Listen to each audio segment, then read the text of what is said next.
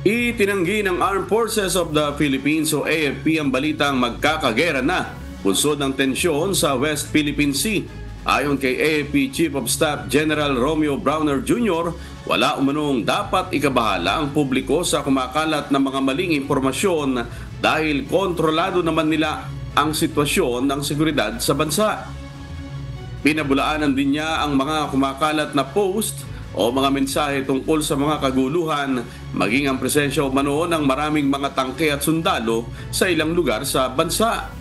Walang anyang magiging magandang dulot ang gera para sa bansa, maging sa bansang sasakop sa atin.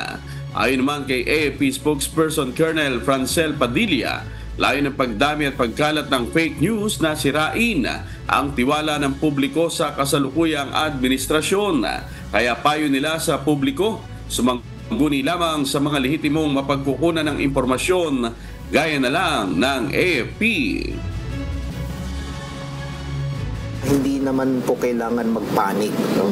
Dahil sa ngayon po ay ang masasabi po natin is that we are still in control of the situation. Hindi po magkakagera. Ginagamit po natin lahat ng instruments of national power. Hindi lamang po kasi military ang instrument of national power natin. We have economic, information, and diplomacy.